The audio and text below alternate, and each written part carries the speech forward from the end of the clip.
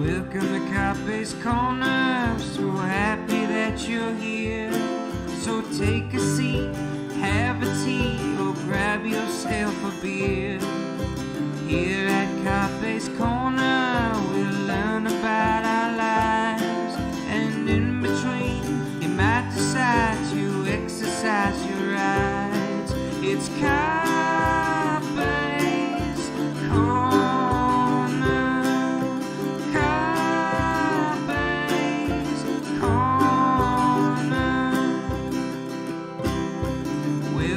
Carpe's Corner, don't forget reviews.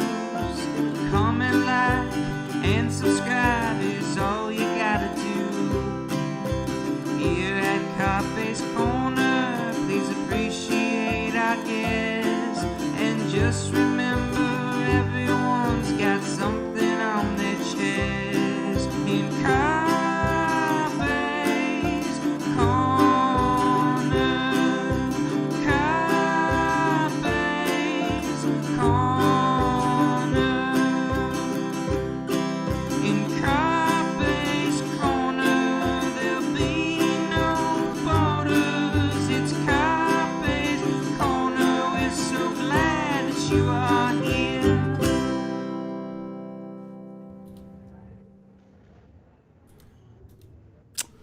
Welcome everybody to the second. This is the twofer. This is the twofer day where I am now going to be interviewing Mr. John Cardillo, a friend of mine. So I'm going to bring him on here.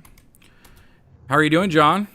Hey, I'm doing great, man. How are you? This will be a good time. I'm waiting to do this with you. Well, so we'll just let everybody know that there might be some random noises because you're sort of out and about. You're not in the sound studio today, right? I'm not. Look behind me, man. I'm living life in Hefner's jacuzzi right now. It's just too good. So how you been? Like, let's see. Last I saw you was CPAC. It was at CPAC when, a girl. When the world was different. The world was different. We were hanging out with a girl that beat up a guy. It was right. No, listen. I'm down in South Florida, so it's open. You know, for the most part, we're open. I'm actually doing this from a hotel bar in Palm Beach County at a meeting, and the weather got crazy. I couldn't leave, but luckily for us, we've got these little green screens we can do now digitally. But all kidding aside, Florida's open. I mean, it's the benefit of living in a red state. It's wide open. Went to a restaurant, had dinner with Roger Stone the other night, actually. Yeah, you and I were chatting a little before, yeah. And I have to tell you, every table, and I love seeing it, every table in the place was full. There was a line out the door, so the economy's coming back strong in Florida anyway.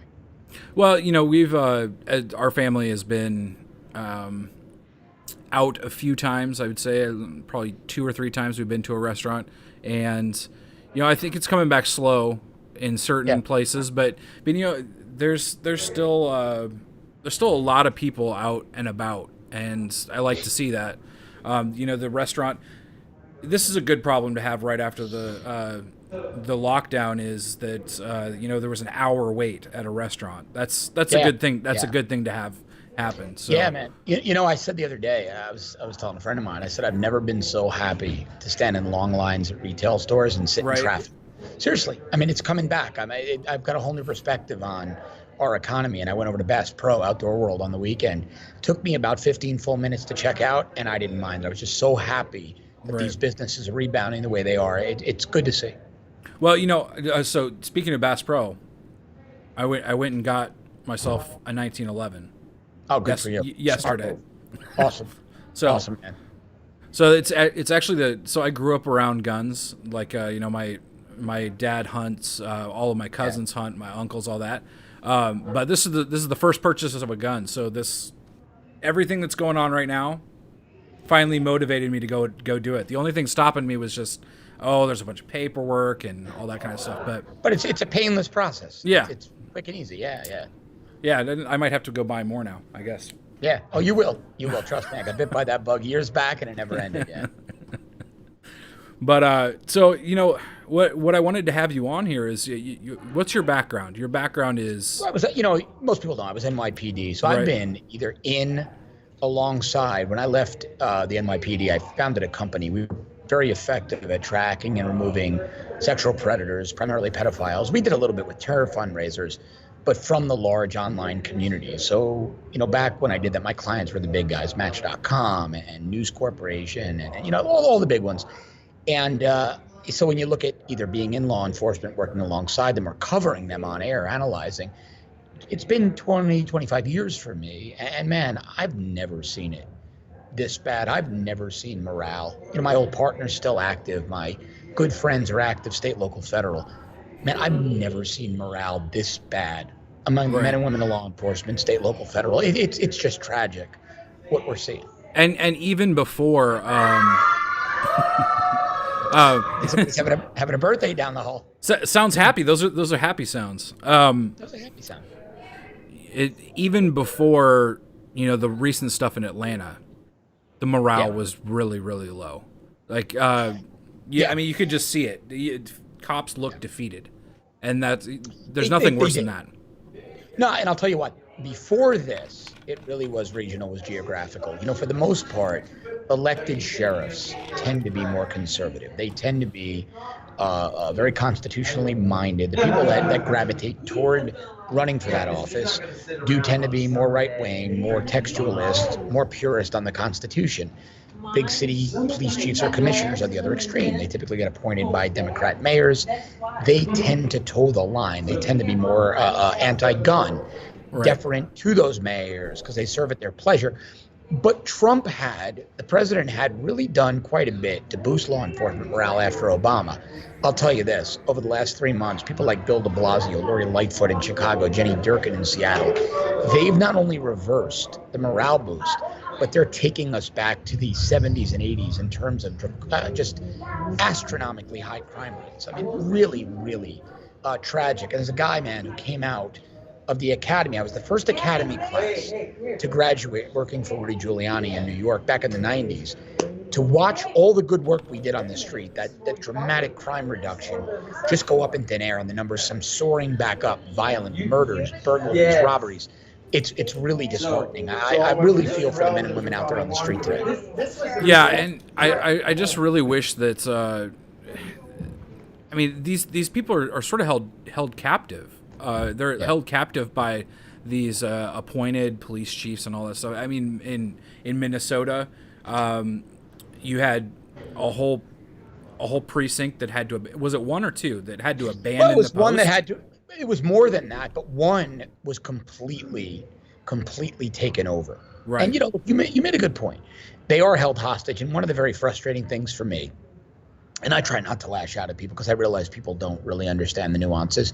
But when I see these accounts on Twitter, and it's not 10, it's 100, it's 1,000, all cops should quit. All cops should just leave their job. They've got families to feed. They've got mortgages to pay. They've got electric bills, and they've got tuition and car payments and health insurance. You just don't, you've gone. It took me about 2 years, and I scored very high on the NYPD test. I had an immaculate background, but the entire process, from the day you sit down for that test till you graduate the academy, is about a 2-year process. It's hard to give that up. You've got your benefits, your pension, you've got money now invested in your 401k. You're working with people that become like family to you night and day. It's not easy to just walk out the door, resign, or retire early. And I think when we're saying, now these job actions, I'm all for the Atlanta cops walking off, NYPD shutting down. But people saying to police, just quit. That sounds great, but how do they pay the bills? And they can't just quit. So we need to do better for those people putting their lives on the line every day. Well, and you know what? I'm guilty of that too, because that's an easy thing for me to do from the ivory tower over here, is just say, I'll just quit. Just they'll beg you to come back. Well, maybe they can't wait for them to be begged to come back. Right. And listen, I get it. Yeah. I get it. It's easy to say, and I'm guilty of it too. I've said, just walk off. I forget how much you put into getting that job and how much you put into keeping it and trying to do everything right. But man, it's bad. Something will break. Let me say one thing. Yeah. This is where I think the Democrats seriously miscalculated, because outside of these very far left cities with these weirdo radicals, for the most part, moderate Democrat moms tonight, as we sit here tonight, a few hours here on the East Coast, they're going to go to sleep feeling very safe, very secure, because there's an off-duty cop in uniform in their marked vehicle patrolling their community, and they voted yes for that with their HOA. These Democrats, they're not into defund the police. That's the big miscalculation for the radical left. Yeah, and I think so. I was, my friend Ali. We were talking about this just the other day. Is that the miscalculation here by the left is just how bad things get when the cops leave. Yeah. Like, and it's not just that criminals are suddenly there. Criminals are all around us all the time, but they're kept in check by the rule of law. And so when there's no one to enforce the law anymore, they become emboldened to just do all of the things that they would have done before. But it also creates, it can create criminals of just circumstance where maybe you wouldn't have done something, but now that nobody's paying attention, I mean, it's the riots all over again, where I'm sure there were people that have never rioted before that were out there rioting and looting and stuff like that, and they were just like, well, if they're gonna go get a bunch of TVs, I guess I'll go get a bunch of TVs. I mean, nobody's stopping us. You touch on something really important, because there's this silly notion now that I see promoted and proliferated by the Black Lives Matter people and the Antifa people, that but for the police, these ridiculously high crime areas for decades, for generations, would essentially be, Bel Air or the most affluent, safest neighborhood. The only reason there's crime, the only reason there's violence, that the police are there. That's complete and utter bullshit. I mean, it just is. It is. Let's think. Crime rates are crime rates for a reason. You pull the police out, there's anarchy. And listen, you're going to see it, because this happened in the 70s. New York City is a great example, right? John Lindsay, far left mayor of New York City, gutless, guy had no balls. There was a police officer, Philip Cardillo, same last name as me, killed in Mosque number 7, Nation of Islam, Mosque number 7 in Harlem back in April of 1972, 48 years ago. And interesting side note, when I watch Jenna, what's her name? Jenna Fisher from The Office, and Chelsea Handler and Jessica Chastain, A-list movie stars, talk about how wonderful Louis Farrakhan is, and how we should listen to the prolific Minister Farrakhan. Well, let me tell you something. That friggin' terrorist ran that mosque, and he was inside the mosque when Officer Cardillo, now Detective Cardillo, was killed inside. That murder went unsolved.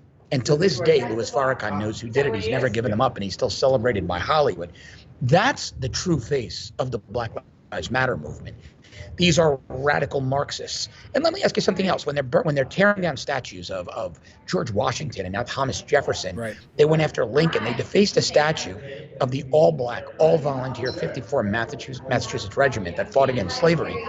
Why don't they go after Muhammad, the Islamic prophet? Why aren't they calling out Louis Farrakhan, who advocates slavery? He was a slave owner, Muhammad. He advocates slavery. But you know what? You don't see them calling out the Nation of Islam, do you? They won't, because they're afraid and they're ideologically aligned. They're hypocrites. They're disgusting, reprehensible terrorist hypocrites. Well, and there's plenty of examples of things that are not being ripped down. There's statues, actual Marx statues, that are being left up. There's of course. Well, and the irony of ironies is they all run around in Che Guevara shirts and things like that, and they worship these socialist icons, and they leave the what is it, the goat-headed statue. Baphomet. Yeah. They leave those statues untouched. And I mean, what do we? How do you think we can help as far as with cops? I think this is where it goes back to what I just was talking about. Like, you've got a lot of suburban moms out there that vote Dem. Yeah. They need to get vocal. These people need to get vocal and say, look, even if you agree, I was very critical of President Trump's executive order the other day for a very simple reason. I unwaveringly support the president. I'll work overtime to get this president reelected. But that executive order was not based in facts. That executive order was based in emotion and a false narrative. We should not see any U.S. president sign an executive order reprimanding American police for things they haven't done when they're the most restrained and professional literally in the world, right? Right. So I think we need to turn that narrative around. Moderate Democrats need to say, all right, look, we can acknowledge there are problems in this country. We might disagree on what they are, but we can debate them. We can talk about them. We can open a dialogue about them. But what we're not going to do is vilify people that put their lives on the line for us every day because of 9 or 10 anecdotal incidents yearly. And that's precisely what we're doing. Right, and I think I had the same criticism, and I think we both got backlash for that kind of stuff.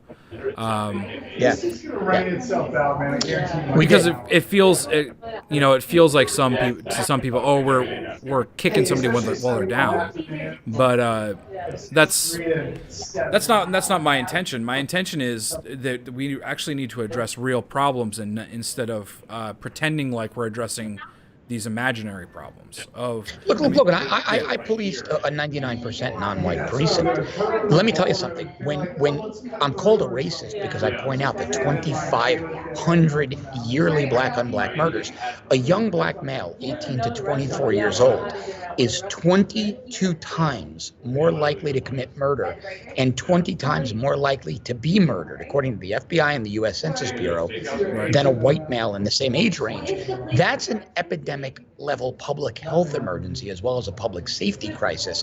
But if we dare speak about that, we're branded racist, xenophobic. I mean, the horrible, vile things that are thrown our way for merely pointing out FBI and census data. So well, something's got data is racist. I don't know if you knew that or not, but well, and the shocking thing is that you can't tell these things to people because they'll say, oh, what are your sources? And you say, well, it's the crime data. And they'll say, oh, where is that? And then they won't ever go look it up. No, they won't. And they won't look it up. What they do is they turn around and say, my favorite, I'm going to name names. So I used to be a regular on Dr. Drew's TV show, and there was a very well-known, she's still out there, black activist lawyer, far left, Reva Martin. And I brought up the FBI and Census Bureau data, and she says, well, there's other FBI data. And I said, wait, on live TV, wait a second. There's another FBI? Well, I've seen other FBI data. I said, well, now I'm fucking fascinated. Like, where is that other FBI data? It's FBI 2. FBI 2 is, yeah. Like, needless to say, there wasn't. But even when confronted with hard, factual FBI and Census Bureau data, they have an excuse why it's not accurate. Well, it's the interpretation, another right? FBI. They'll just, It's always the interpretation. It's the interpretation of, this person said that these three things mean this, and they've extrapolated something. But there was something just the other day. I believe it was a viral video where they were comparing white people killed by police and black people killed by police, and they completely left out the part about how many interactions with police occur versus in the two groups and the difference between those. And well, let me say this on that real quick, not to cut you off. We don't even know how many interactions there are because the only thing we have to go on. We estimate, but you got to remember that an interaction is you and I waving a cop down saying, hey, should I be going east or west? I got to get to, the target. Right. We don't even know how many interactions there are, but in that grand scheme, the most comprehensive study on this was done from 2003 to 2011, and it was, I believe, 0.005013 of any interaction with the police led to use of force. I mean, it's statistically zero, basically. Yeah, and that's the strange thing is that we're debating things that are statistically zero, and what has been so shocking to me about this situation in Atlanta is just how many people, not just on the left but on the right as well, that have allowed themselves to buy in to that pointing a taser at a police officer is not a threat. I mean, it absolutely is. One of the things nobody talked about is that a taser has two shots. So everybody's assuming, well, the police officer fired it. Well, there's another shot in there. Those barbs are pretty damn sharp, go into your eye, or you can use them to carjack somebody drunk, get in that vehicle, go out and kill someone.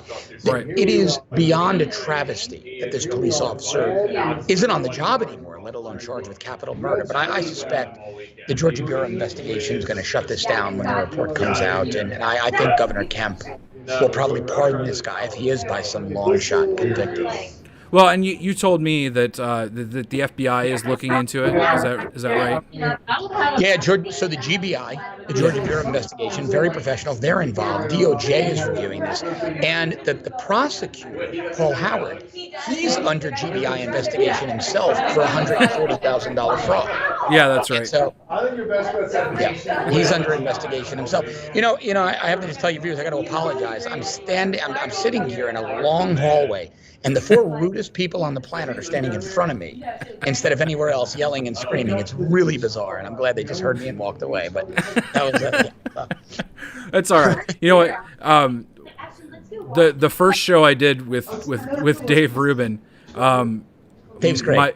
My microphone was all messed up, and so I was doing robot voice the entire show. So if people can sit through that, then it's all right. What does make believe we're at Super Bowl? We're broadcasting from Super Bowl that we won't watch because they're kneeling, so it's okay. With the background. We're gonna go to each of the spots. Yeah, it's all right. I did a little bit with Benny just before this, and so this is an extra special treat that people get to listen to people talking in the hallway with you. But Well, that ended fast after my little comment. I got the nasty looks and they left, so it's all quiet.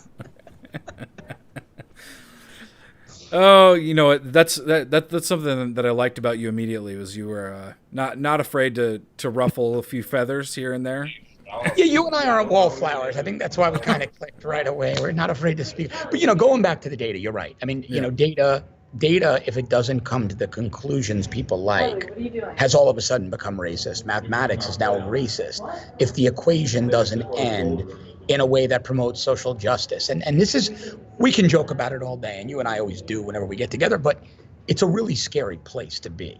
Where when you break out, I mean, we used to live in a country where, right, you break out FBI data, you break out U.S. Census data, and then people, not even academics, just everyday people say, well, you know what, hey, look, data's the data. Maybe we are reacting emotionally. Not anymore. Now you're vilified. The data is discredited. My favorite is, well, not every department reports. Well, about 99% do. Right. There was that conspiracy theory back in 2012. No one was killed at Sandy Hook because when you look at that little town in Connecticut, there was no, I forget the name of the town. Shame on me, but no. That town had no homicide. Well, it just meant it was a tiny department with no money to report up. Right. So then, when they realized that didn't work for the conspiracy theory, it was, well, aha, see, we told you. So that was the alt-right, right? They said, well, this is the Alex Jones crew. Well, see, nobody was killed because there's zero homicides. Well, oh no, that's a little department they don't report. Then the left seized on that. Aha, you admit it now. Not every department reports. Well, no, a department with 16 cops doesn't report. That means nothing statistically to the national analyses when the NYPD, Chicago, Miami, LA does. So we've gotten to a very dangerous place where we throw facts out the window and then we try to create conspiracy theories on outliers. And it's really troubling. Well, and it's just spinning. It's just spinning things and what has become so this relates to just what happened yesterday. But when you only show one side of an equation and you don't show things accurately, and if you make a habit of that, then people don't trust you anymore. And that's and we're in a spot where nobody trusts anybody anymore, and everybody just goes and grabs whatever thing that they want to grab onto, and that's right. you can't change anybody's mind. I mean the CNN thing yesterday, people absolutely losing their mind. Yeah, it's ridiculous. And that's the other problem, is that we've become so tribal. Now, look, I'm not going to watch CNN and say Brian Stelter has valid points because he's clearly a biased hack. But right. I'm, honest enough to admit that there are going to be moments when Jake Tapper and Wolf Blitzer are reporting factually. Right. They put their bent on it, but there is some stuff that's going to come through on a live feed. That's our problem on the right. That's the law of averages. The law of averages. But on the right, we'll admit that, right? Yeah. The left will say, nope. Fox News is the moon landing. It was all scripted. It's all a soundstage in Nevada. It's all. If there's a spinning Fox News logo in the corner, then nothing is real. CarpeDonktum videos are more real to them. It's just it's so insane. I enjoy it. I actually enjoy it. Some people might get like sort of stressed out, but last night was probably the most fun I've had in months. It was great. It was great. I got to tell you something. I woke up this morning feeling two ways: terrified of racist babies, but really happy that they're so little and weak and run so slow, and I can beat them in a race. So it was bittersweet for me. So I watched a little bit of CNN over the noon hour, and they spent 20 minutes. They had a 20-minute segment all about the racist babies, and how terrible it was. And this is the same network that did the Sandy Hook thing, so clearly they care about children. They should have cut you like a 7-figure check for the earned media. It's great. Oh, I know. Or you should have cut them a 7-figure check for the earned media. Yeah. Look, I'll have to look and see, but I think I'm up by like 10,000 since yesterday. So I'm sure 10,000 followers in a day. Thank you, CNN. But isn't it glorious how they bite every single time? Like, I mean, man, you could throw like week-old Wonder Bread in the CNN water and they bite it. It's just no. Every single time, Jim Acosta or Brian Stelter will be like, Brian will go on there. That's not a real video, guys. You guys, that's not a real video. We showed both sides of that story. Yeah. And then Jim Acosta.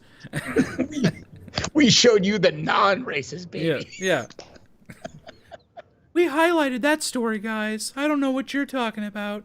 That's not even our font. We don't use that font at all.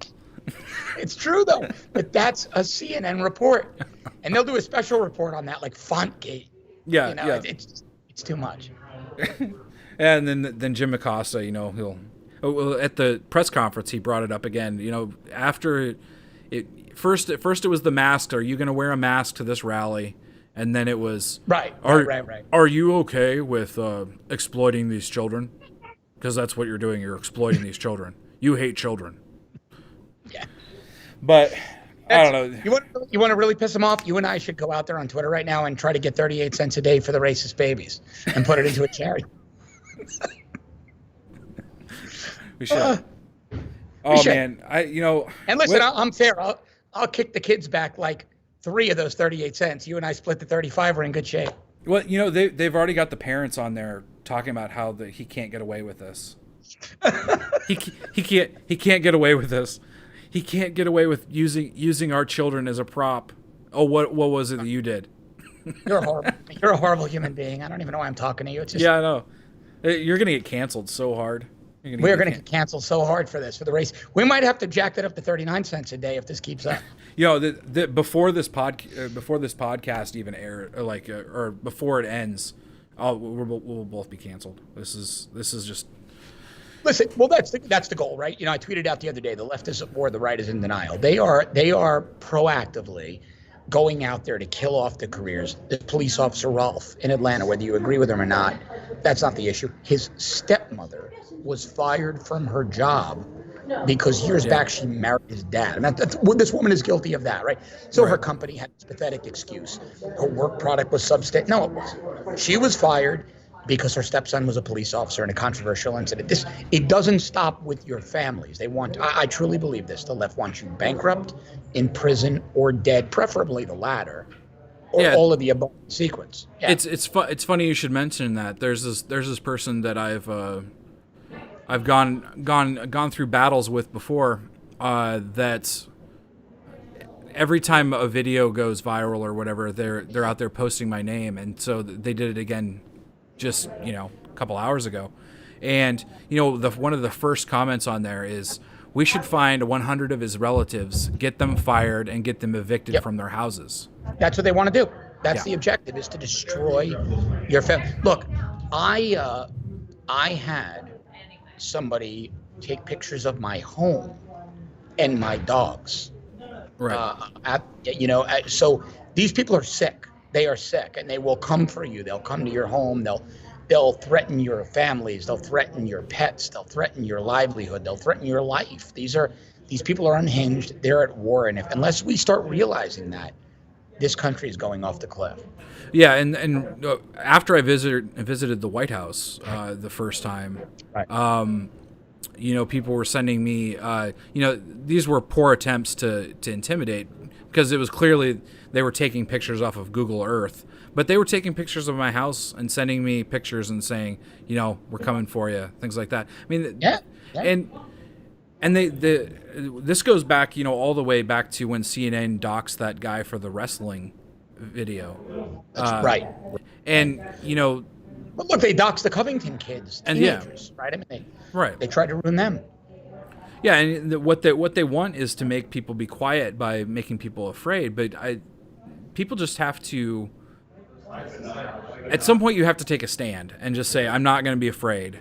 That's you right. can't, and that goes into this whole mob mentality that we're dealing with now. Is people think that they can make the mob go away by saying sorry, and that's not even the goal. What I learned in law enforcement, and it rings really true for Antifa and Black Lives Matter, bad guys, terrorists, armed robbers, rapists, murderers, they like soft targets. On 9/11, they attacked soft targets. Sure, the Pentagon is our military headquarters, but it's not particularly fortified, right? When Dylan Roof went into that black church in North Charleston, he was a racist. I consider him a domestic terrorist, but he didn't go onto a street corner with Bloods and Crips with their own guns, right? Right. He went and he shot a bunch of parishioners in the back of the head, like the cowardly terrorist he was. Yeah. Antifa, they're ripping, elderly people out of cars and beating them. But when the police move in and they're allowed to do their jobs, these things are squashed in 30 seconds. I showed that video. I tweeted that video from Miami. 40 seconds from the time the police intervened until it was put down. They want soft targets. Don't be a soft target. Fight back. They will back down. They're cowards. Right, and we've seen that as well with the guy that did the shoving. Remember the shoving video? That seems like that was 3 years ago, but that was like a week ago. The moment that anyone fights back, then they become the victim, and that's what we can't allow. And that's what I was so upset about when that happened. When the guy got shoved, I was like, no. This is we're not going to fall on the side of this guy. A police line is moving forward. They have nowhere else to go except for forward. So if you're in your way, the Buffalo guy. And look, I believe he staged that. The president got a lot of flack, but he staged that for effect. There was more outrage from the left over that video than there was of the perp, the savage perp arrested 103 times over his criminal career, who punched a 92-year-old woman and knocked her to the ground in New York City. Far more outrage from the left on the radical activist knocked down by police than the 92-year-old woman punched out by the guy arrested 103 times, out on bail, no bail, again in no bail New York City. This is not, look, this isn't about race. They're destroying statues of Lincoln, like we talked about earlier, of abolitionists. This is fundamentally about moving the U.S. into Marxism. Black Lives Matter, they don't lie about being Marxist. It's the white liberals who go, no, you're not. The racists say that. Nope, we're Marxist. We hate you. No, you're not. Yes, we are. La, la, la, la, la. And that's right. They don't, I've never seen such self-loathing, self-destructive behavior that I have from white liberals. What do you think? What do you think should be done about the Chaz place? I think they need to move in. If the Seattle police won't move in, this is where I disagree with the president. Move in federal law enforcement, not troops. Federal law enforcement. It's still part of America. This is still territory ceded to domestic terrorists. You got to go take it back. And let me tell you what, they're going to fold like cheap suits. I think you had tweeted out they had built a fist, a Black Power fist, but they were too weak to lift it up. In one of these cities, I didn't tweet that, but I wish I had. You saw it. I said they could. retweeted I said it. they could clear. Somebody could clear it out in 20 minutes with a squirt gun full of milk. Yeah, a squirt gun full of milk or a squirt gun full of the antibacterial soap and deodorant. It's like every time I got yelled at by a potential sponsor because when the crowds were in Philly and they did that aerial shot, I said, I could smell the body odor and patchouli from here. And a sponsor's like, well, you can't say stuff like that. I'm like, why can't I? Why can't I say that? It's funny. Well, I just said it again. I'm going to get yelled at again for that. Yeah, your sponsor's going to call right now. Man. Yeah, well, look. But this is what I'm saying. You can't back down. These people are coming for your homes, your families. You got to stand up. Yeah, you do, and they won't ever stop until they get more than just their pound of flesh. It's a pound of flesh from you and everyone that likes you or knows you.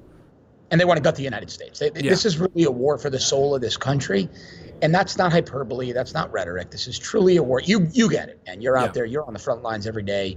You're making great media. I'm in my house, but front lines, digital front lines. Well, how about that? Of the culture war, you are. I mean, yeah. Well, man, I want to respect your time, and I know you gotta get going. But what would your final word be for what can the average person do? I know you said housewives get out there, but how can we support cops the best? Just you need to sum it all up. You need to petition your local elected officials. We get so hung up on screaming about Nancy Pelosi and Chuck Schumer and Donald Trump and Joe Biden. They don't affect your life every day like your local city council person does, your county commissioner, your state rep. Those are the people who affect your life on that local level every day. So, get with them, email them, call them, inundate them, tell them you want police, you don't subscribe to this nonsense, you're pro law and order, and get out and vote. I mean, get out and vote and work with Republican conservative campaigns, volunteer for the Trump campaign, but really keep the pressure on your local elected officials because they'll be the ones, not the president, making the decision on police presence in your area. Yeah, because the president really needs to be sort of the last line of defense, and I think that's what's been so frustrating. That's right. Is that the mayors and governors have not been doing what they should be doing, and then everyone is going and turning and saying this is all Trump's fault. And that's right. That's right. He shouldn't be having to micromanage every county and local police shop of every state. So. Hey, look, as a matter of federalism, he can't. I mean, it's not his job to do, right? Yeah. So. All right, man. We need to get together soon, but sooner than later, man. It's always a good time. Yeah, brother. Thank you for coming on. This is great stuff. Yeah. See you soon. All right, that was my friend, Mr. Cardillo. So sorry about the background noise. That's just sort of what had to happen since he was out and about and couldn't really be at home. But thank you guys for watching. I know this was the second one today. That's just sort of how it worked out. I wanted to get Benny on to talk about the memes and all that stuff, and I wanted to get him on to talk a little bit about what's going on with police.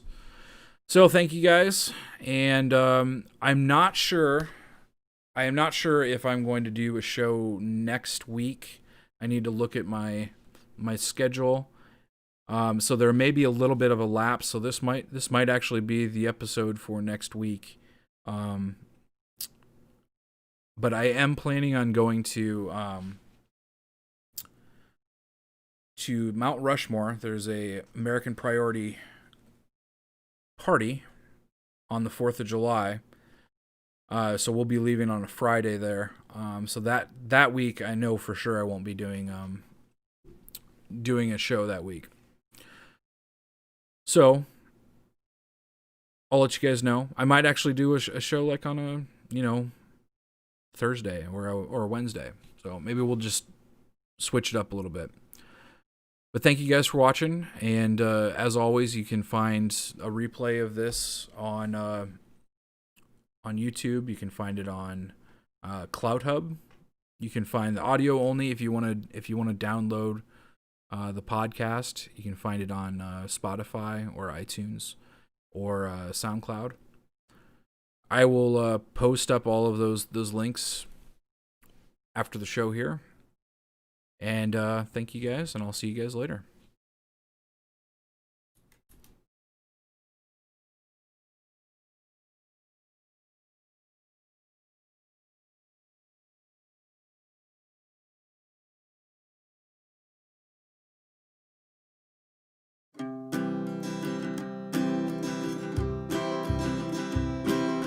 Welcome to Carpe's Corner, so happy that you're here. So take a seat, have a tea, or grab yourself a beer. Here at Carpe's Corner, we'll learn about our lives. And in between, you might decide to exercise your rights. It's Carpe's Corner.